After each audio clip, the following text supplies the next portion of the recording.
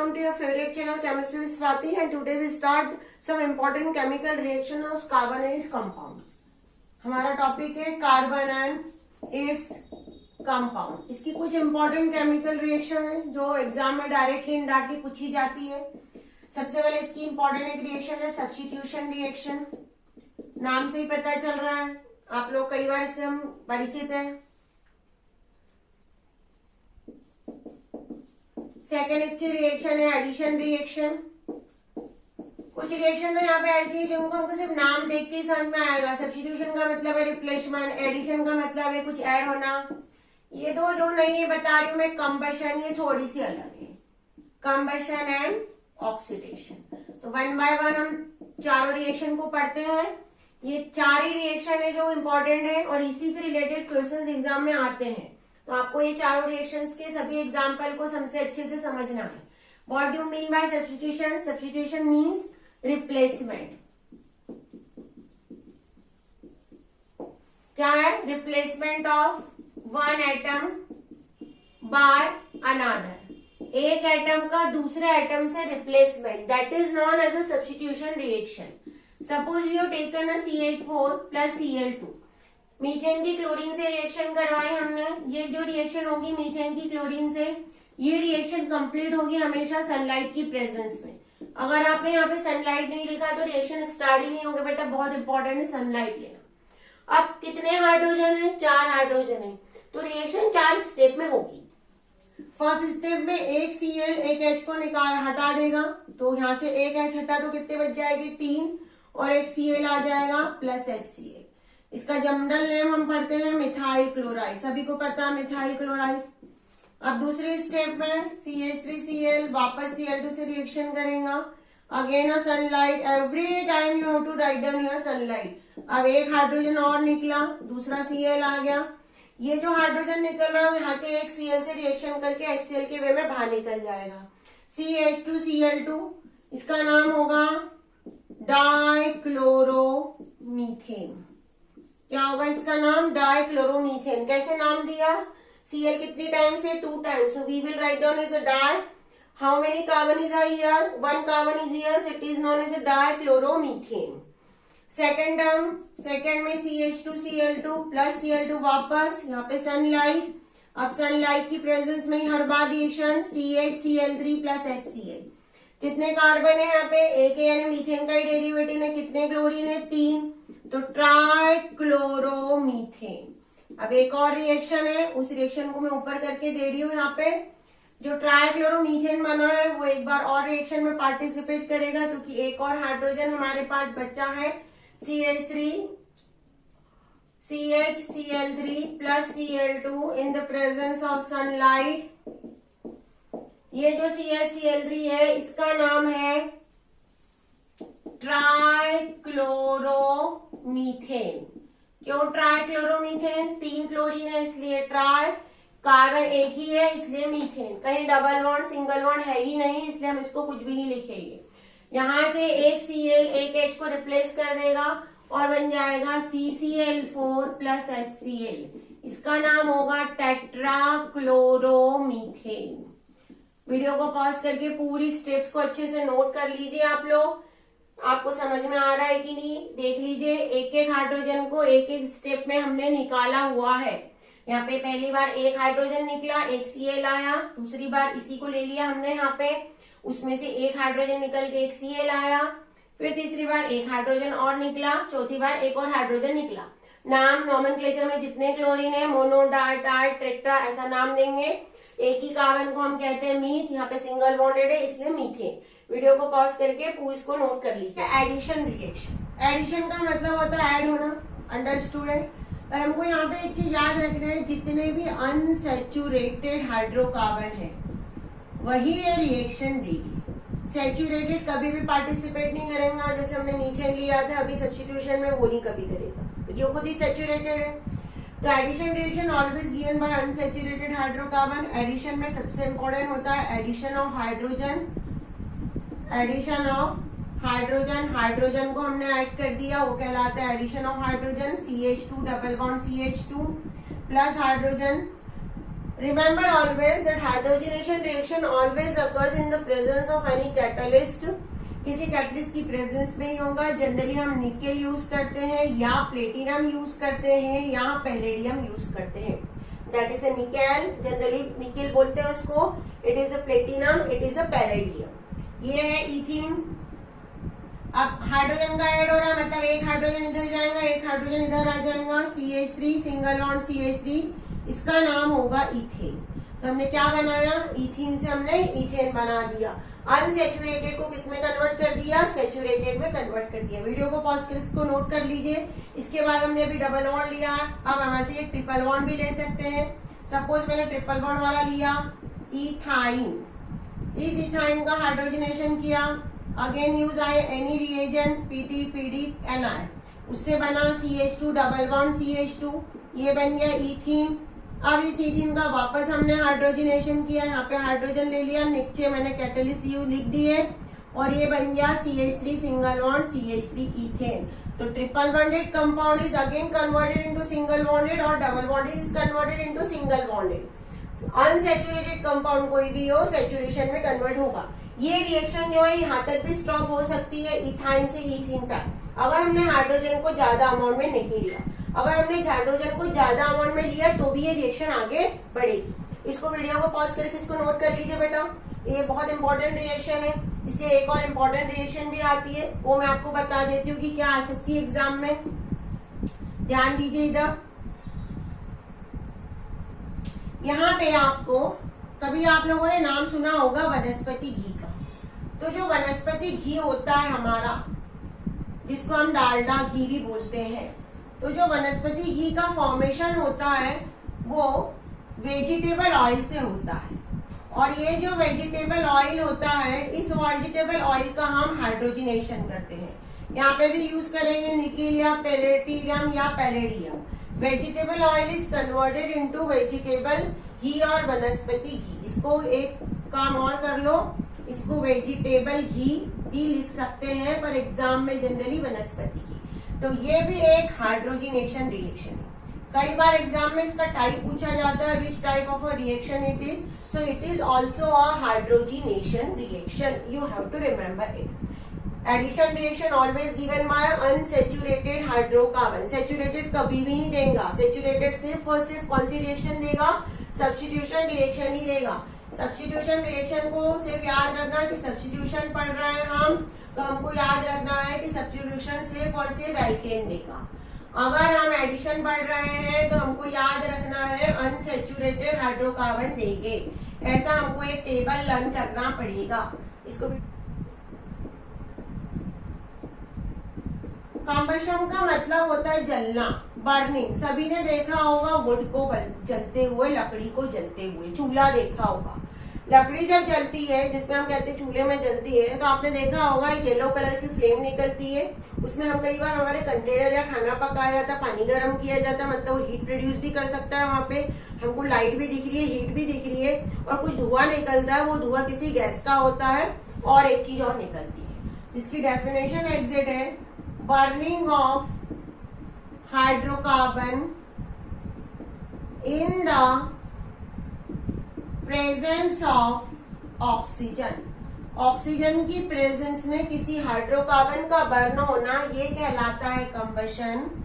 Then CO2 gas, water vapour and heat and light is produce. इसमें इतनी चीजें मिलेंगी हमको. हीट मिलेगी, लाइट मिलेगी, कार्बन डाइऑक्साइड गैस मिलेगी और वाटर वेपर मिलेगा. जैसे मीथेन का अगर हमने कंबशन करवाया, यहाँ पे ऑक्सीजन की प्रेजेंस में ही होगा. कई बार अगर किसी ने रूरल एरिया में देखा होगा तो जो चूल्हा चलाते तो वहां पे ऐसे फूकने का होता है, जिससे हम ऑक्सीजन को सप्लाई करते कि ज्यादा से ज्यादा अच्छी बर्निंग हो. तो वो ऑक्सीजन हम सप्लाई कर रहे हैं इनडायरेक्टली. यहाँ पे CO2 gas plus H2O plus heat and light. ये है मीथेन. मीथेन के कंबशन से ये चीजें मिलेगी हमको. एक और कंबशन हो सकता है हमारा अल्कोहल का, इथाइल अल्कोहल का. C2H5OH का भी कंबशन होता है. उससे CO2, H2O, heat and light, उससे भी ये चीजें हमको मिल सकती है. यहाँ पे 2 आ जाएगा, यहाँ पे 3 आ जाएगा. वीडियो को पॉज करके रिएक्शन को नोट करो। दैट रिएक्शन ऑल्सो आज कई बार एग्जाम में इनडायरेक्टली ये इंपॉर्टेंट रिएक्शन है आती है। ऑक्सीडेशन, ऑक्सीडेशन जब भी रिएक्शन होगी किसी ऑक्सीडाइजिंग एजेंट की प्रेजेंस में होगी। Oxidation always occur in the presence of any oxidising agent. हमारे यहाँ हमारे पास सबसे इंपॉर्टेंट एक ऑक्सीडाइजिंग एजेंट होता है अल्कलाइन केमेनोफोर। केमेनोफोर का नाम होता है पोटेशियम परमैंगनेट। और एक होता है एसिडिफाइड K2Cr2O7, इसको कहा जाता है potassium dichromate. These are the oxidizing agent and their work is to provide the oxygen in a reaction. इनका काम क्या है? ये ऑक्सीजन को प्रोवाइड करवाते हैं रिएक्शन में। ये जो ब्रैकेट में ऑक्सीजन ऐसी बनी है इसका मतलब होता है उसी टाइम पे ऑक्सीजन प्रोड्यूस हुई है, इसको हम कहते हैं नेसेंट ऑक्सीजन। क्या बोलेंगे इसको? Nascent oxygen. When we require the oxygen in that time they will provide the oxygen. That's why we use oxidizing agent in that reaction. अब हम एक दो एग्जांपल्स इसको समझते हैं कि कैसे रिएक्शंस होती है। ध्यान दो इधर, सी यहाँ पे जो हमारे सिलेबस में वो यही ऑक्सीडाइजिंग एजेंट है। ऑक्सीडाइजिंग एजेंट को चेंज करने से प्रोडक्ट भी चेंज हो जाते हैं। हम हमारे सिलेबस के अकॉर्डिंग ये दो ही ऑक्सीडाइजिंग एजेंट का यूज करेंगे। कोई और अगर रिएजेंट का यूज कर लेते तो हमारा प्रोडक्ट यहाँ पे चेंज हो सकता है। मैं यहाँ पे लिख लू alkaline K M N O four. When ethanol oxidize in the presence of alkaline K M N O four then CH3COOH is produce. तब CH3COOH बनता है जिसे कहा जाता है acetic acid. When ethanol is oxidized in the presence of alkaline KMnO4 then acetic acid is obtained। तो ये conversion भी है आपको एग्जाम में इससे टॉपिक से रिलेटेड जो मैं केमिकल रिएक्शंस पढ़ा रही हूँ और अभी हम जो तो इम्पोर्टेंट कंपाउंड्स पढ़ेंगे उनसे पूरा एक केस बेस्ड टाइप का क्वेश्चन या ABCD का 5 मार्क का क्वेश्चन अरेंज करके आता है। तो हमको वो क्वेश्चंस भी सबने सुना हुआ है। अल्कोहल का नाम आपने सभी ने सुना होगा। अल्कोहल क्या होता है? ड्रिंकिंग पर्पस में यूज करते हैं। हम कहते हैं ही इज अल्कोहलिक पर्सन। तो हमारे सिलेबस में C2H5OH करके जिसे हम किसे कहते हैं हम इथाइल अल्कोहल या इसी का IUPAC नेम होता है हमारे पास इथेनॉल। इसकी हमको एक स्टडी करनी है डिटेल में। ये क्या होता है? वाइन होता है जिसका नाम बियर होता है। उसके बाद विस्की के रूप में इसका यूज किया जाता है।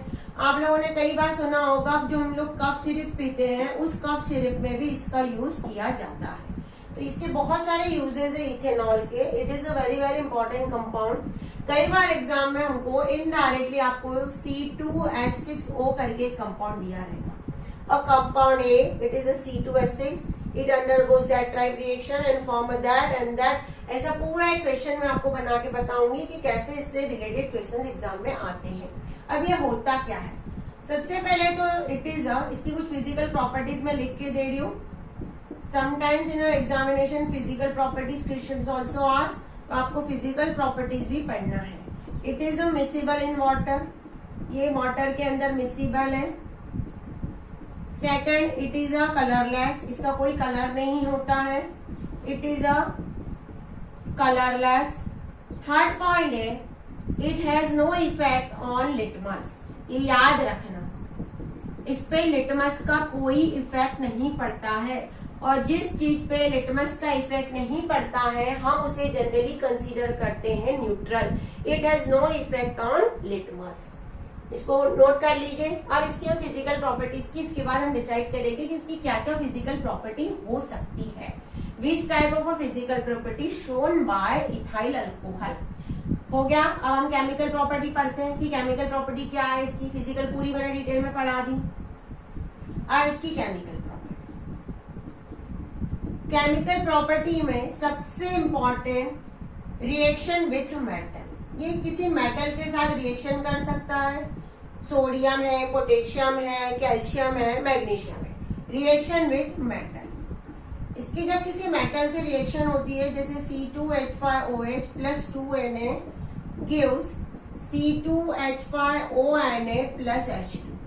ये जो Na है ये H को रिप्लेस कर देगा और H बाहर निकल जाएगा।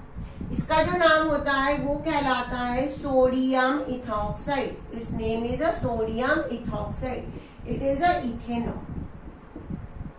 ये हाइड्रोजन को रिमूव कर निकाल रहा है। हाइड्रोजन की टेस्टिंग कैसे करेंगे? अगर किसी ने कहा बर्निंग मैच स्टिक लाएंगे इसके पास तो it will gives a pop sound.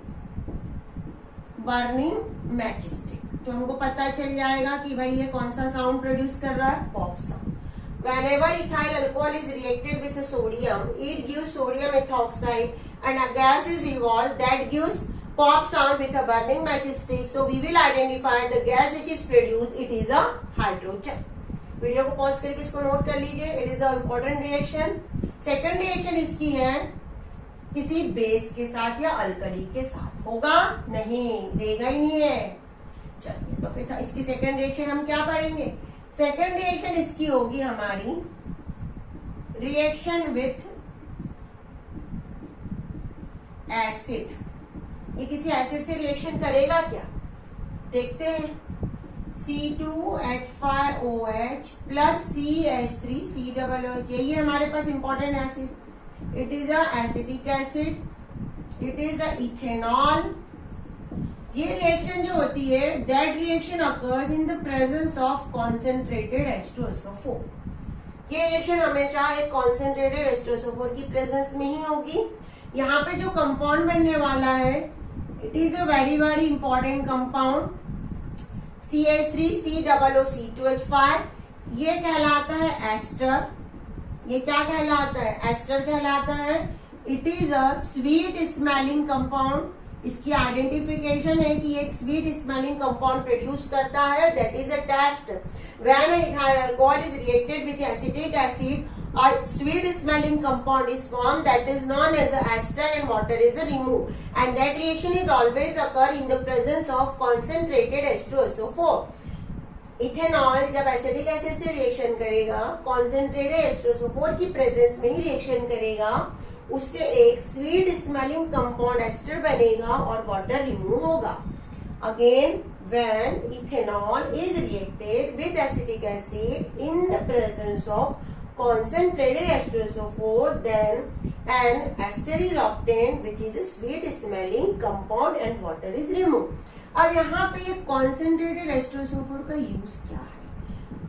Sometime in an examination asks why that concentrated H2SO4 used or what is the role of concentrated H2SO4?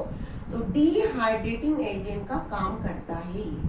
Dehydrating, what is the meaning of dehydrating? D का मतलब होता है chemistry में जब भी कहीं D आए तो याद रखना डी का मतलब होता है रिमूव। डिहाइड्रेटिंग एजेंट का मतलब होता है water removing. Dehydrating agent means water removing. Reaction में से वाटर को रिमूव करने का काम जो करता है उसे कहा जाता है डिहाइड्रेटिंग एजेंट। और ये जो रिएक्शन है इस रिएक्शन का वेरी वेरी स्पेसिफिक नेम है। इस पूरी रिएक्शन का, इस रिएक्शन का नाम होता है, समटाइम्स इन एग्जामिनेशन डायरेक्टली और indirectly they will ask you, so that reaction is known as esterification. क्योंकि एस्टर का फॉर्मेशन हो रहा है इस रिएक्शन में, that is the ester, that's why that reaction is known as esterification. Suppose in examination you ask what is a esterification reaction, so you will write down। कभी भी स्टेटमेंट को बेटा केमिकल रिएक्शन से बनाना है, आपको स्टेटमेंट को learn नहीं करना है। मैंने देखा है बच्चों को क्या होता है वो लोग क्या करते हैं, पहले तो स्टेटमेंट लर्न करते फिर रिएक्शन लर्न करते। नहीं, सिर्फ हमको रिएक्शन को लर्न करना है, रिएक्शन से हमको स्टेटमेंट बनाते आ जाएगा। क्या होगा? When ethanol is reacted with acetic acid in the presence of concentrated H2SO4, then ester is obtained and that reaction is known as esterification. ये बहुत इंपॉर्टेंट, वेरी वेरी इंपॉर्टेंट लिख सकते हैं।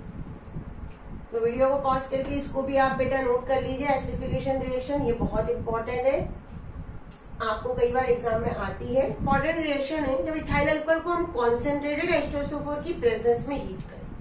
जैसे हमारा है C2H5OH, यहाँ पे मैं लिख रही हूँ कॉन्सेंट्रेटेड H2SO4। अब इससे क्या बनेगा? तो जरा इसको थोड़ा सा ओपन करके हम लिख सकते हैं। यहाँ पे ध्यान दो आप, C2H5 का OH का ऐसा स्ट्रक्चर हो सकता है, हाँ। ये हमारा कॉन्सेंट्रेटेड H2SO4। जब इसकी प्रेजेंस में इसको हीट करते हैं बेटा तो ये सब वाटर मॉलिक्यूल बाहर निकल जाता है।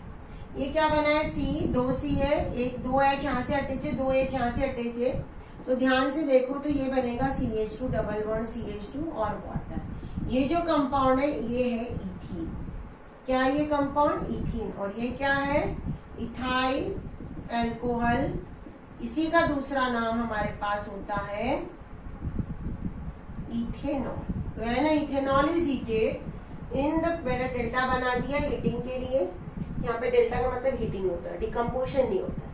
When ethyl alcohol is heated in the presence of, आप कंफ्यूजन हो जाओगे, बता दो नहीं तो, क्योंकि आपको कंफ्यूजन नहीं होना चाहिए। Heating concentrated H2SO4 then ethene is obtained and water is removed। अब यहाँ पे भी concentrated H2SO4 का काम क्या होगा, वही डिहाइड्रेटिंग एजेंट। कई बार एग्जाम में जब पैराग्राफ वाले क्वेश्चन आते हैं तो हमको ये सब पूछा जाता है, तो हमको हर एक चीज पता होनी चाहिए कि किसका क्या यूज है। इंपॉर्टेंट कंपाउंड है एसिटिक एसिड, CH3COOH, इसका मॉलिक्यूलर फॉर्मूला। इसका जनरल नेम क्या होता है, एसिटिक एसिड।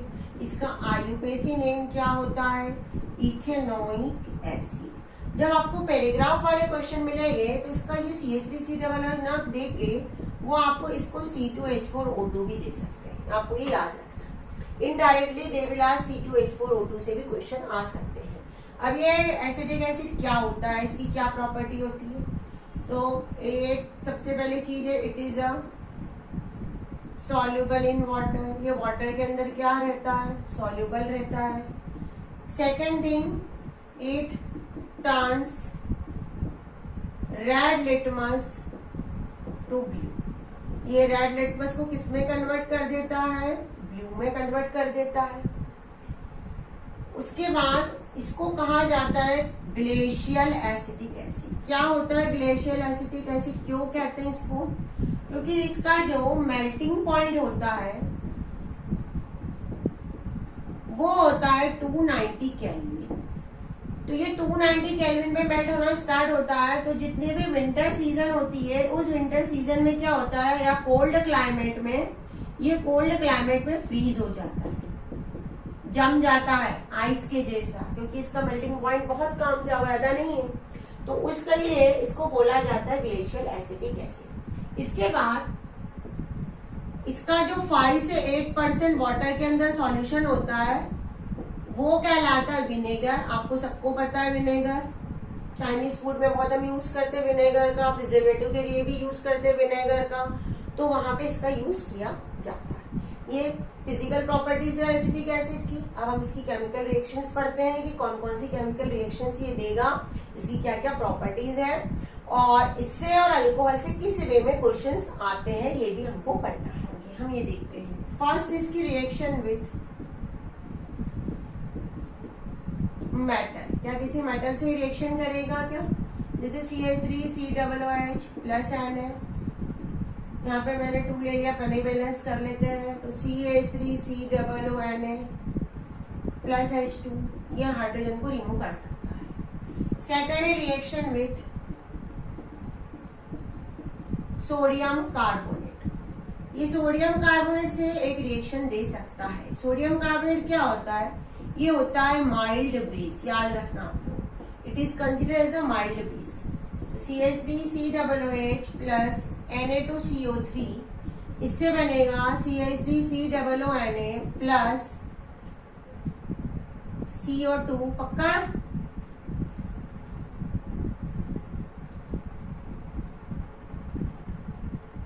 प्लस H2, ये रिएक्शन बनेगी इसकी। CO2 गैस यहाँ पे इवॉल्व होगी। वैसे ही अगर इसकी सोडियम हाइड्रोजन कार्बोनेट से रिएक्शन करवाएं हम, reaction with sodium hydrogen carbonate या बाइकार्बोनेट, दोनों एक ही होता है, बाइकार्बोनेट या हाइड्रोजन कार्बोनेट। NaHCO3 जो होता है इसके 2 नाम होते हैं, एक होता है सोडियम हाइड्रोजन कार्बोनेट और दूसरा इसका नाम होता है सोडियम बाइकार्बोनेट। और ये भी एक माइल्ड बेस ही होता है, it is also mild base. तो जब इसकी सोडियम हाइड्रोजन कार्बोनेट से रिएक्शन होगी तब भी ये हमको CH3COONA plus CO2 plus H2 देगा। ये जो CO2 गैस होती है, ये CO2 गैस हमको मिलती है विथ एफरवेंस, बुदबुदाहट के साथ। कई बार आपने देखा होगा इनो जब हम डालते हैं, इनो को हम जब पानी के अंदर डालते हैं जैसे बबल्स आते हैं, गैस निकलती है, तो वैसे ही यहाँ पे भी CO2 गैस एफरवेंस के साथ निकलेगी, बुदबुदाहट के साथ। ये इसके कुछ रिएक्शंस इंपॉर्टेंट है जो मैंने लिखवा दिए, आपने इसको अच्छे से नोट कर लीजिए आप लोग। कहीं भी एक बार एग्जाम में कोई भी रिएक्शंस आए तो हमको सब आनी चाहिए। इसके बाद अगर ये एक एसिड है तो किसी पावरफुल बेस से रिएक्शन कर सकता है क्या, देखते हैं। जैसे CH3COOH प्लस NaOH, तो अगर NaOH से इसकी रिएक्शन करवाई जाए तो ये बनेगा salt, it is generally known as salt. ये क्या है, एसिड। ये क्या है, बेस या अल्कली, तो that is also reaction of acetic acid. ये भी एक एसिटिक एसिड की रिएक्शन है। अब ये इस रिएक्शन का एक दूसरा हम यहाँ पे एक चीज देखते हैं। ये होने के बाद ये हमारा एसिटिक एसिड तो कंप्लीट हो गया यहाँ पे। अब एक इम्पॉर्टेंट रिएक्शन एग्जाम में आती है, उससे क्या है वो, कई बार हमने सुना है सेपोनिफिकेशन, आप लोगों ने सुना होगा सेपोनिफिकेशन, साबुन का फॉर्मेशन हम कैसे करेंगे, हाउ वी फॉर्म सॉप। तो सेपोनिफिकेशन में ध्यान दो, इधर जो हमारा एस्टर अभी बना है CH3C2H5OR, ये है हमारा एस्टर। एस्टर का जो केमिकल नेम है वो है इथाइल इथेनोएट। इसके किसी बेस या अल्कली से रिएक्शन करवाई जाए, जनरली हम अल्कली यूज करते हैं वाटर सॉल्युबल, तो यहाँ पे हमारे पास CH3COONA plus H2O plus C2H5OH आएगा। ये जो है CH3COONA, इसको लिखा जाता है सॉल्ट ऑफ कार्बोक्सिलिक एसिड, और ये जो सॉल्ट ऑफ कार्बोक्सिलिक एसिड होता है ये ही होता है salt, and that reaction is known as saponification reaction. It is a very very important reaction. Sometimes आज इन एग्जामिनेशन एस्टर की रिएक्शन करवा दी वापस तो उससे हमको मिल जाएगा सॉल्ट। पूछे जाते हैं टेस्ट ऑफ एसिटिक एसिड, कि हम एसिटिक एसिड का टेस्ट कैसे करेंगे या इथेनॉइक एसिड का टेस्ट कैसे करेंगे। तो एक तो ये क्या करेगा, अभी मैंने बताया था रेड लिटमस को क्या करेगा, पक्का ब्लू की ब्लू लिटमस को रेड करेगा, ब्लू लिटमस को रेड कर देगा। सेकंड है, अगर हमने इसकी अल्कोहल से रिएक्शन करवाई, रिएक्शन विथ अल्कोहल, कौन सा अल्कोहल, इथेनॉल, इसकी इथेनॉल से रिएक्शन करवाई तो एक स्वीट स्मेलिंग कंपाउंड हमको मिल जाएगा जो कि एस्टर कहलाएगा। रिएक्शन मैंने अभी जस्ट आपको लिख के दी है, जैसे CH3COOH प्लस C2H5OH, यहाँ पे लिखा concentrated H2SO4 CH3COO2H5 plus H2, ये एस्टर का फॉर्मेशन करेगा। थर्ड इसकी रिएक्शन है कि अगर इसकी हमने Na2CO3 से रिएक्शन करवाई या NaHCO3 से रिएक्शन करवाई तो ये CO2 गैस इवॉल्व करता है। That are the some specific test of acetic acid which be asked in examination. आपको ये कई बार इससे रिलेटेड क्वेश्चन ये आ सकता है। अब इसके बाद एक आता है क्वेश्चन एग्जाम में, what do mean bye denatured alcohol. आपको डीनेचर्ड अल्कोहल के नाम से ही क्वेश्चन आता है। अल्कोहल है तो हमारे दिमाग में अल्कोहल आता है तो सबसे पहले हमारा माइंड क्या स्ट्राइक करता है, जो पीने के काम आता है।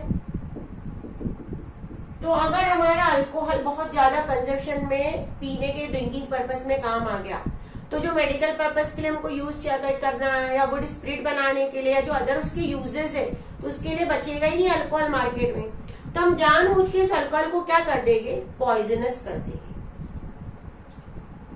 To avoid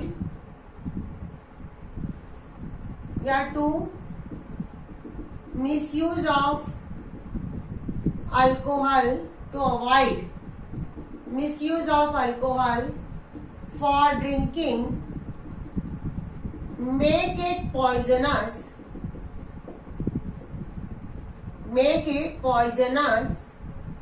to add like CH3OH, CuSO4, pyridine.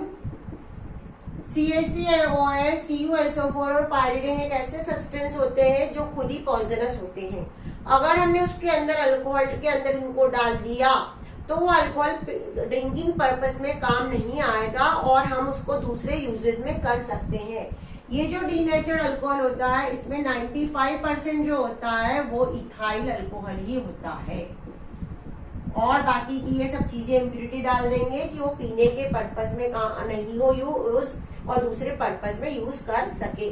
क्या मैंने बताया? To avoid the misuse of alcohol for drinking purpose, try to make it poisonous by adding some another substance just like a CH3OH, CuSO4 and pyridine.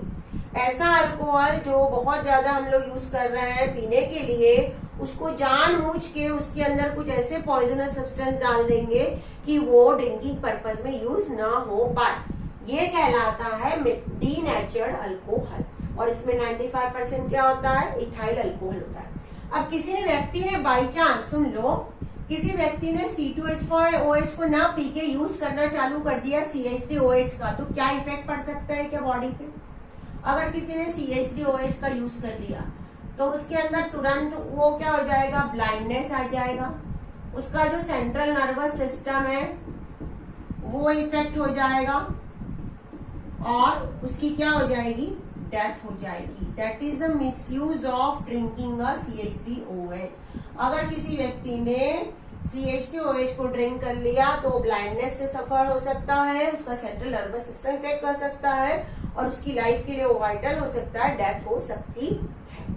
तो बेटा पढ़ते रहिए, हमारे साथ हमेशा जुड़े रहिए। कोई भी अगर आपको डाउट है तो हमारा कमेंट्स बॉक्स आपके लिए हमेशा खुला।